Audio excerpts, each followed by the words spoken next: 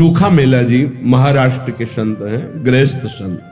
महाराष्ट्र में तो बड़े महिम गृहस्थ, जो आश्चर्यजनक, जिनका त्याग वैराग्य अनुराग।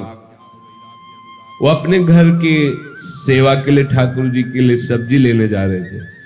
कुछ ऐसे रुपए होंगे, बड़ी मेहनत से कमाते थे, निर्माण कार्य, गृह निर्माण कार्य आदि में वो करके फिर उससे जो अर्थ मिलता था। देखा एक बहुत बड़े बड़े ऐसे केले रखे हुए थे। देखते ही मन में आया कि ये केले विठ्ठल भगवान को बहुत अच्छे लगेंगे। सब्जी नहीं ली, उसके केले ले ली। मंदिर में अंदर प्रवेश का तो अधिकार था नहीं। दरवाजे पर खड़े हुए आवाज लगाई कि ये केले का भोग लगा दीजिए विठ्ठल भगवान को। भगवान की बड़ी विचित्र लीला होती है। कुछ पार्षदों ने, निजी सेवकों ने उनको धक्का मार करके बाहर किया। बोले तुम क्या समझते हो, 2-4 बार नाम ले लिया तो इतने बड़े भक्त हो जाओगे कि तुम्हारे हाथ का छुआ हुआ भगवान भोग पालेंगे। ऐसा कुछ इस बात से बुरा नहीं लगा कि ऐसा। एकांत में जाके प्रभु से बात करने लगे कि मेरा अपमान हुआ है, इस बात का मुझे कोई दुख नहीं, लेकिन आपने ऐसा क्यों किया। हमारे हृदय में प्रेरणा की और फल देख करके मेरे मन में आया कि आप पाना चाहते हैं, आपके लिए ले गए। तो मुझे ऐसी जगह पैदा ही क्यों किया जो आपको पसंद नहीं सेवा।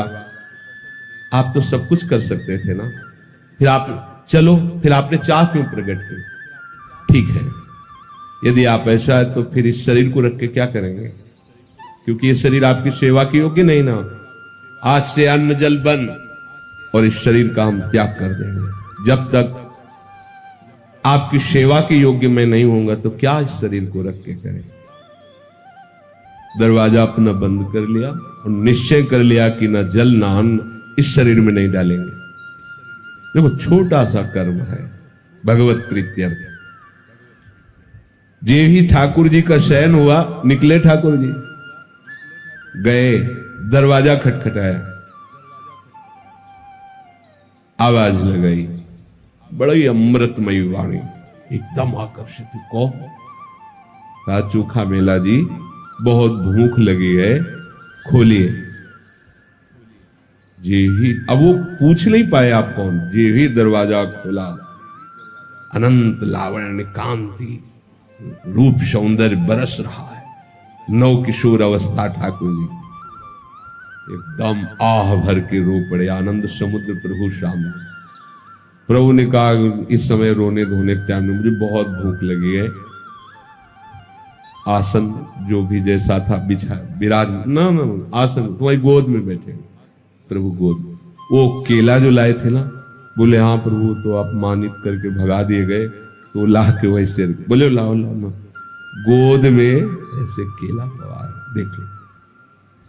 प्रभु को ये थोड़ी है, प्रभु तो सबके हैं ना। प्रभु ने पाया, बोले आज जो स्वाद मिल रहा है, वहां मंदिर में भोग लगता है ना, ऐसा स्वाद हमें नहीं मिलता। रुक्मिणी जी को भी पता लगे कि मेरे प्रेमी जनों के द्वारा दी हुई वस्तु में कितना स्वाद है, तो 2 केले दे दीजिए। मांग के 2 केले प्रभु उनसे लेते और सब केले पाए और बोले तुम आनंदित रहो, मैं उन्हीं का होता हूं जो मेरे लिए है। मैं किसी जाति, कुल, साधना, अवस्था, तपस्या इसका नहीं होता हूं, इसका फल होता है, लेकिन जो केवल मेरे लिए है मैं उनका होता हूं। रुक्मिणी जी को पवाया, आंगन में छिलके फेंक दिए। अंदर से दरवाजा बंद मंदिर का।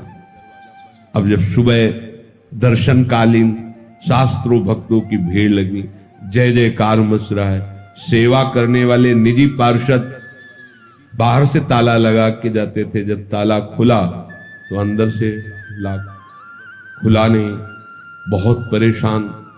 अब तो विनय प्रारंभ की, फिर रोने लगे सब, प्रभु क्या अपराध हो गया। बोले जब ये दरवाजा तभी खुलेगा जब चोखा मेला जी को आप लाओगे और वो कहेंगे दरवाजा खोलो, तुम खोलेंगे।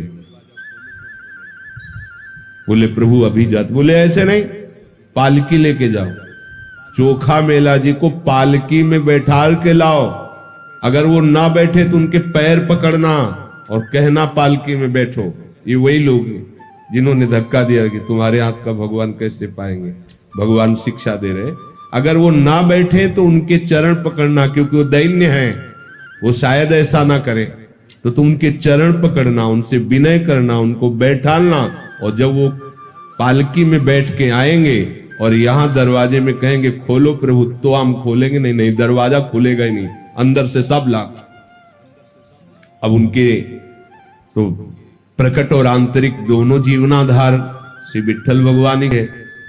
पालकी ली भागे भागे, आप सब आश्चर्यचकित हो रहे कि कल मंदिर के दरवाजे से जिन्हें धक्का दिया गया था, आज उन्हें पालकी में बैठा ले वही पार्षद चोखा मेला जी तो साष्टांग लौट गए भगवान महिषियों के। कहा तो वो फिर चरण पकड़ रहे कि अब आप छुपिए मत, सब जान गए कि आप किस कोटि के महान भक्त। आप जबरदस्ती उनको पालकी में बैठाया, जय जयकार करते हिलाए, मंदिर में जब आए तो आंसू बहाते चोखा मेला जी, प्रभु बस करो बस करो, अब तो खोल दो।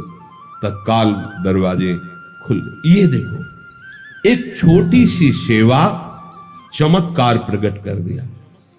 यदि हम आठों पहर प्रभु के लिए, तो कैसा जीवन होगा, विचार करके देखो आप।